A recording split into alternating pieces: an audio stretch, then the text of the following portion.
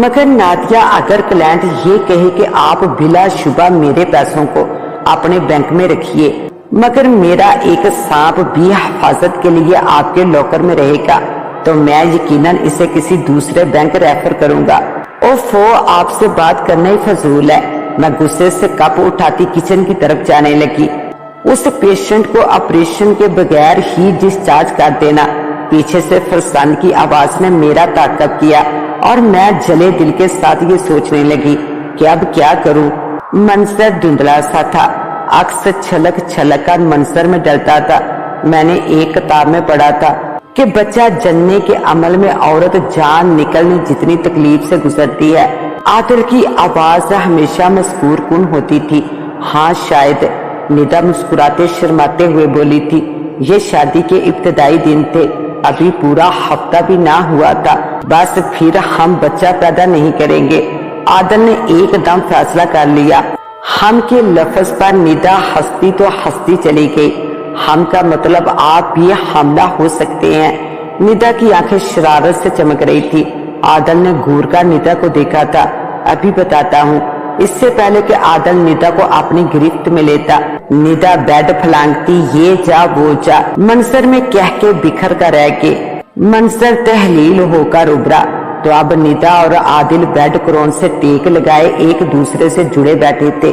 कंबल टांगों पर फैला हुआ था। मैं तुम्हें मरते दम तक नहीं छोड़ूंगा। नहीं, मैं आपको छोड़कर जाऊंगी। मैं पहले मरूंगा। अब तो मैं खुदा से ये दुआ मांगा करूंगा कि मेरी उम्र भी तुम्हें लग जाए। ना जी, आपके बगैर मैं ना रह पाऊंगी। निदा ने अपना सर आदिल के कंधे पर टिकाया और खुद आंखें मूंद ली। यादों ने जो नया मंजर पेश किया वो रगो जान से जैसे जान निकालने वाला था। कैंप में चांद की चांदनी ने हल्की सी रोशनी की हुई थी। एक कोने में लगा एनर्जी सेवर भी रोशनी फैला रहा था। आदिल का नीला होता वजूद साकन सा जमीन पर पड़ा था और सफेद पांव को छूते लिबास में बड़ी आंखों वाली नागिन आंखों में गम व गुस्सा लिए जैसे फुनकार रही थी। तुमने मेरे बेटे को मार डाला।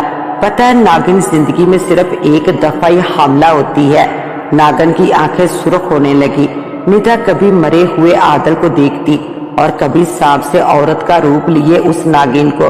तुमने मेरा शौहर मार डाला। निदा के मुंह से अल्फाज निकले तो जैसे अल्फाज खुद ही गिला करते थे। मैं इसे ना मारती तो वो मुझे मार डालता। तुमने मेरा बच्चा क्यों मारा? दोनों को अपना गम लाहक था। निदा फूट फूट कर रोने लगी। वो एक मासूम बच्चा ही था। तुम्हारा क्या बिगाड़ रहा था? नागिन की आंखें सुरख से सुरख तार होती गई जैसे लाल अंगारे। निदा के आंसू तो जैसे उसे नजर ही ना आ रहे थे। तभी बोलते बोलते नागिन ने रुककर निदा को गौर से देखा और जैसे नजरों में तोला। तुम खुद भी हमला होना। निदा सिसकती रही और अपनी चीखें दबाती रही। मैं खुदा से दुआ मांगती हूँ कि तुम अब एक इंसान ना जनो बल्कि एक स्पोलिया जनो। वो मेरा होगा, वो मेरा होगा, वो मेरा बच्चा होगा। ऐ खुदा, देख तेरे इंसान अपने से कमतर मखलूक के साथ क्या करते हैं। ऐ खुदा, मुझे मेरा बेटा लुटा दे। नागिन की आवाज बुलंद होती गई और इसका सफेद वजूद एक गोले की शक्ल अख्तियार करने लगा और गोला तहलील होने लगा। निदा, इधर खिड़की में क्यों खड़ी हो? निदा की माँ दरवाजा खोलकर अंदर कमरे में आई तो निदा माजी से हाल में आई। कुछ नहीं, वैसे ही माँ से आंसू छुपाती निदा खिड़की से बाहर झांकती रही। इस वक्त वो अस्पताल के एक कमरे में मौजूद थे। तभी दस्तक देकर नर्स कमरे में आई। ये गाउन पहन ले और फिर थिएटर चले। नर्स ने गाउन पहनाने में निदा की मदद की और चंद मिनटों बाद निदा थिएटर में थी। ये ऑपरेशन मैंने ही करना था और साबित करना था कि ये नागिन की बातें सब बेकार और झूठ की बातें हैं।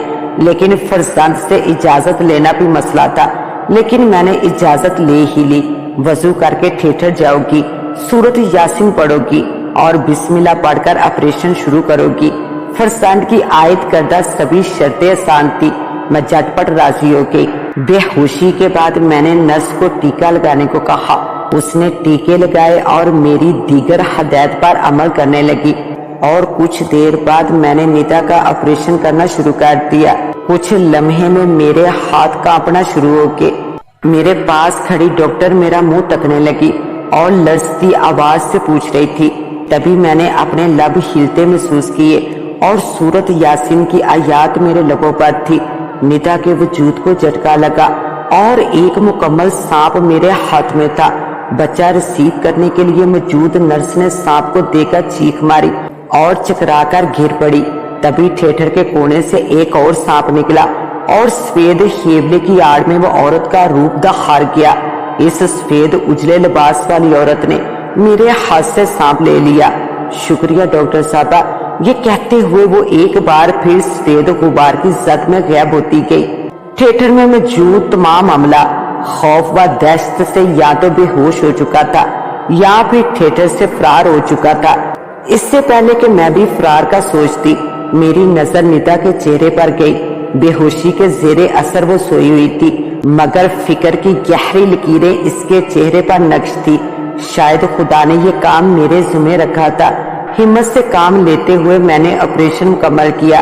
بے ہوشی کی مجھے بھی تھوڑی سی سوجھ بوجھ تھی۔ بے ہوشی والے ڈاکٹر صاحب بھی غائب ہو چکے تھے، چنانچہ میں خود اسے بے ہوشی سے واپس لائی۔ تھیٹر سے باہر کہرم سا برپا تھا، اور جب میں گلوز اتارتی تھیٹر سے باہر نکلی تو سب سے پہلے جونیئر ڈاکٹر میری طرف لپکی۔ میڈم یہ سب کیا تھا؟ میری تو جان ہی نکل گئی۔ جونیئر ڈاکٹر کی بات سن کر سوکھے لبوں پر زبان پھیرتے ہوئے میں نے بس اتنا کہا، خدا بڑا بے نیاز ہے۔ اگلے دن ہی میں نے ماجد کو بلا کر اسے دوبارہ تھیٹر کا چارج سنبھالنے کا کہا اور وہ باخوشی راضی ہو گیا، اور 2 دن بعد ندا کو ڈسچارج کر دیا گیا تو وہ مجھ سے ملنے آئی۔ میں ایک عورت کے پیٹ سے سانپ نکال کر دم بخود تھی، اور وہ عورت جس نے سانپ کو جنا تھا، اس کی کیا حالت ہوگی؟